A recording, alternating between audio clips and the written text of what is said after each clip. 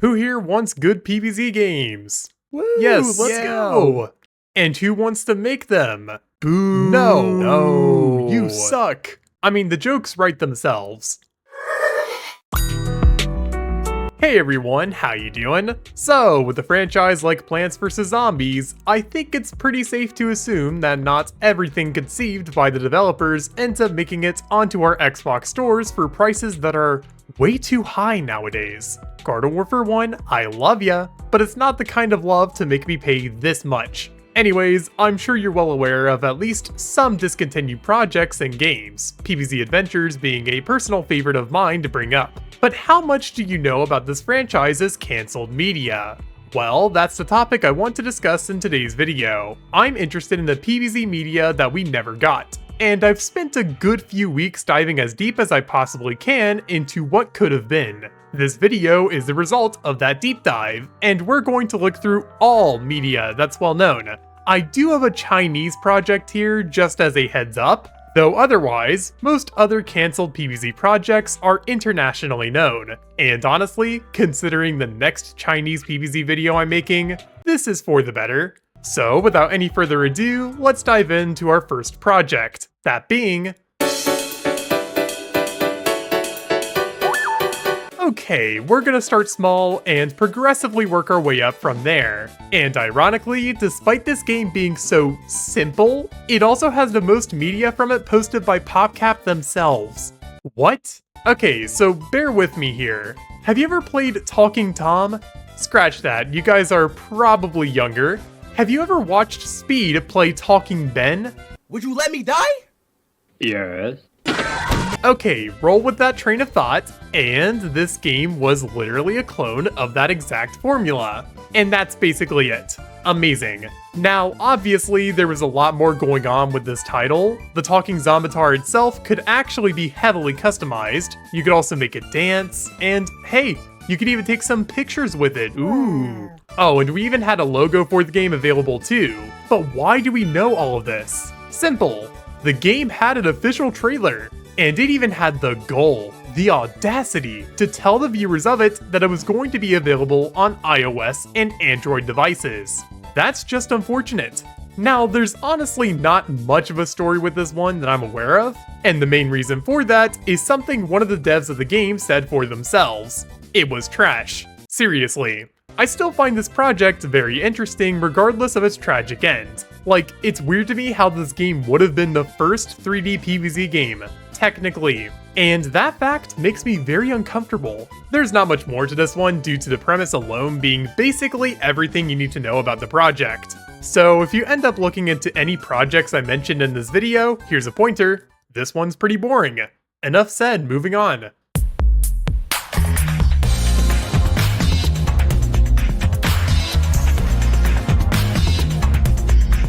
Okay, this sort of stretches the definition of a PVZ game, but it definitely is a game of some sort. So let's start this section off with some trivia. A PVZ board game actually already exists, and it's called Plants vs. Zombies Risk. This isn't an original PVZ board game, mind you, but it's still interesting that this franchise has any physical board game in general. Now, with that being said, can you imagine what life would have been like with an original board game? Okay, most likely not that much different, but still. So this board game is a project cooked up by a website called Zeta Boards, which, trust me, we're gonna get back to that topic soon enough, because it's actually pretty important to this story. But anyways, the board game itself seemed pretty simple. It actually resembles the layout of Risk very closely, with some obvious alterations here and there. Cards were still involved, as was the lawn, but a lot of the steps after the initial observations were seemingly quite different. According to a Reddit comment on a post I genuinely was not expecting this information on, the die for this game were rolled, and the numbers you got in said rolls determined zombie placement in a player's yards. You could then play plant cards to take zombies off of the board, or you could be a trickster and play cards that made it harder for your opponents to manage the zombies on their boards. The winner supposedly would be the final person whose brains are left off the dinner menu. Now, you might have noticed my wording there, and make no mistake, I did say trickster. Trickster. Okay, no, this isn't a Persona reference, there's actually a reason for that wording. According to the PVZ wiki, this system was actually repurposed into early versions of another PVZ game that you might have heard of, Plants vs. Zombies Heroes. And that game's development history was wild, so I'm pretty inclined to believe this. It's nice to see a happy ending for a game that was otherwise never going to make it onto store shelves, but hey, at least the cancellation parts of this board game remained consistent, even with the original company that made it.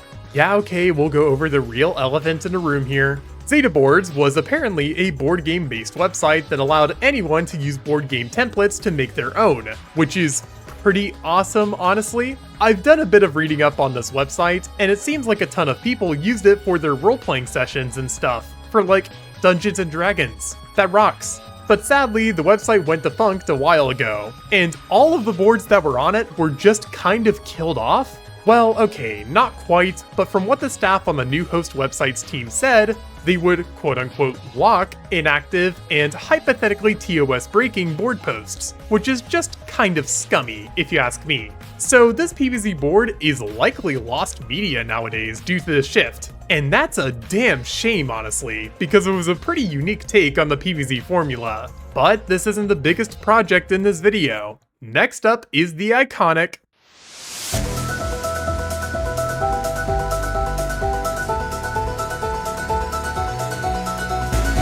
Wow, where can I even begin with this game? This is probably the biggest cancelled project in the PVZ franchise, at least in terms of just how much work was put into it. Talking Zombatar might hold the title for most complete cancelled PVZ game, but this project is way more fascinating due to its sheer size. There's a lot to discuss here, so let's start off simple. How do we even know this existed? Well, that's a story in of itself. Leave it to the same people that somehow have only given like 30 games a 10 out of 10 to somehow help the PVZ community discover this massive project. Yes, it was IGN. Okay, one of these days, I will genuinely discuss my issues with this company, but today is not that day. Instead, let's look at what exactly they initially covered about this project. To paraphrase what had been covered in their video on the topic, Project Hot Tub was a PVZ game being developed in the years 2015 and 2016, right around the time of Garden Warfare 2 and PVZ Heroes. In this time period, EA's gaming portfolio was basically Assassin's Creed and sports games and stuff, and they didn't really have much room for a franchise that was centered primarily on kids. This is where the team behind this project steps into the picture. Their goal was simple, making a PVZ game that was centered on a family experience, more than a kid one. They absolutely loved this franchise, and they wanted to add more to it. Some depth, some lore, some deep-cutting undertones. So far so good. Sounds neat. And when they began drafting up concept art and ideas for the game, things went very smoothly. We know quite a lot about what could have been here. So the simple story in this game is that you played as a teenager named Eddie along with his sister Tessa. These two went on a vacation to a familiar town. Yes, it's Neighborville. I swear, this location is a graveyard for PVZ games at this point. But anyways, the plot thickens when their vacation to this humble area gets thwarted by a zombie invasion led by Zomboss. From what we know, Zomboss begins messing with time, and some of Neighborville, as well as Tessa, gets thrown back into different eras of time. Concept art exists for POIs like the Dark Ages, the future, a tropical coast setting, and etc. So basically this game was just PVZ2 on steroids. Of course, you weren't just playing as a teenagers. No, you got a buddy mechanic here too. Pea-Shooter was the primary partner that you would have grown closer with as the adventure went on, but Sunflower and Chopper buddies were also developed slightly, and a Bonk Choi was planned too. All of these plants would have had different uses, and Pea-Shooter in particular could pull off a lot here. You know what this footage reminds me of? Cappy and Mario Odyssey. Fun fact, I've 100%ed that game 4 times. I don't know why I told you that. Okay, the actual gameplay here was very interesting too, as IGN puts it best. It was aiming for Uncharted's world building and exploration, and Batman Arkham Knight's combat? Wait, what? As weird and bizarre as it sounds, it worked really well. Like, I've had some of the footage playing in the background, and it speaks for itself. It just looked fun. There's a little more that can be discussed here too, such as how the stylization of the concept art looks incredibly similar to BFN in some aspects, especially the town art. Seriously, I did a double take looking at one of the pieces because I thought I recognized a building in the art. Walk into the Peachy District map and check out the town between the second and third capture points. It's amazing how similar these two things really are. Some of the beta playable areas noticeably also used assets from Garden Warfare 2 and eventually BFN, like this tower here. I know I sound crazy, but let me just say that BFN is my favorite PVZ game. I know a BFN asset when I see one. Now we could dig further and further into this game, but sadly there's a bit of a catch to all of this, one that you're all familiar with. It's no longer around. But what exactly led to its cancellation? Well, there was no particular reason that signaled any issues with the project itself. The game had no budget issues, no development problems, and hell, it wasn't even getting in the way of other projects. See, when this project had a presentation done in 2016 in front of several different EA higher-ups, they were apparently pretty cool with it. But the project itself wasn't EA's focus during this time period. No, that would be a Star Wars project that they were all hands-on with. And sadly, the hot tub presentation arguably made those EA bigwigs want the help of that team on their big new game even more, with how talented they were. So, every single developer of Project Hot Tub was transported to various branches and divisions of EA for this Star Wars project. And this was cancelled too. So, in the end, nobody won. I would act surprised about this revelation, but really it's not shocking. This is a pretty by-the-books EA decision. And while I'm pretty anti-EA bad PopCap good, this is one of those situations where it's undeniably EA's fault wholly. It's a major bummer. And unfortunately, that's not the end of our bummers here, as next up is...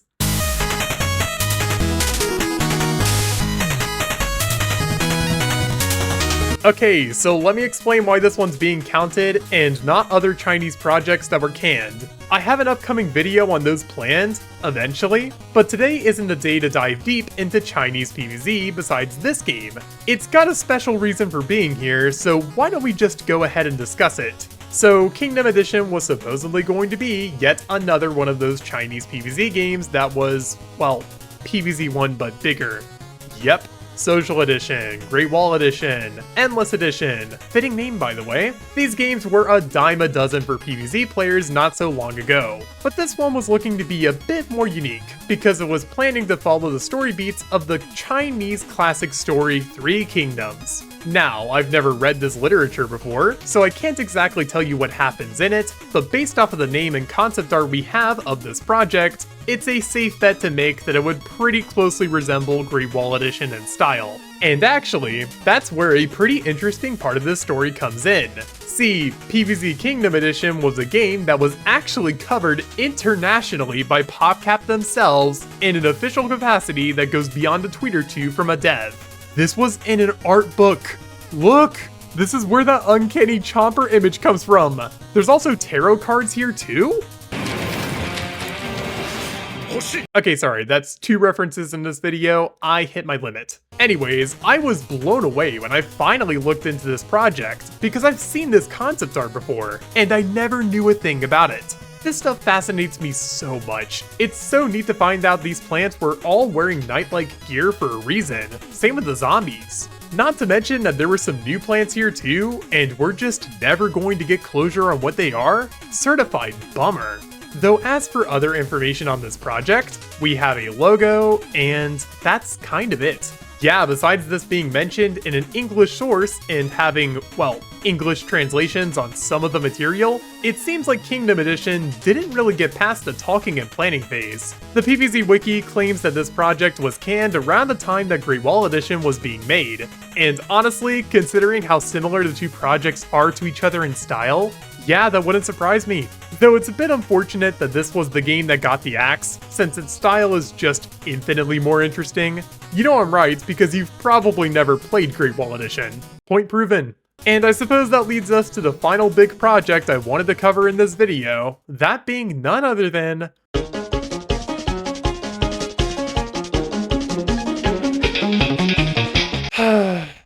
this is another pretty heavy hitter for the PVZ franchise. I wish this project was greenlit because even if it sucked, it could have helped this franchise so much. But alas, the PVZ movie was never meant to be. So then, what exactly was it? If you've been a PVZ fan for long enough, then you've most likely heard about this project at least once, though you probably don't know much about it. And before I started working on this video, neither did I. But now I have a better understanding and I want to pass on that knowledge, so let's talk. As it appears, this movie was first announced and covered by a complete nobody website, wegotThiscovered.com. Who? Okay, weird source aside, they were correct in their report. And this is basically the only website to pick up the story when the movie was first being discussed, all the way back in 2015. According to Rich Warner, the only plot that was finalized was the reason the zombies appeared in the film at all. And it's apparently because some random person ate a contaminated hot dog and turned into a zombie.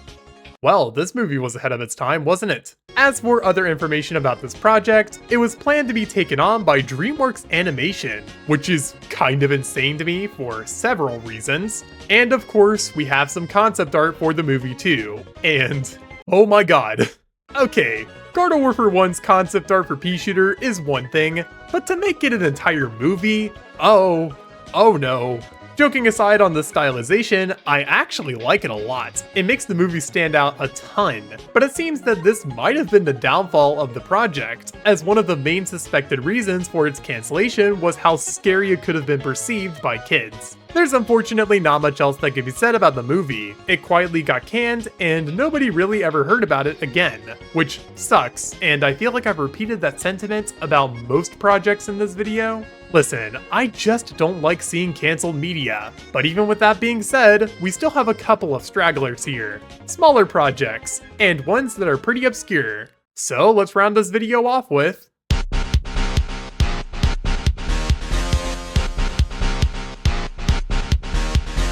okay, so these games hardly got any information on them out there, so they're merged into one section.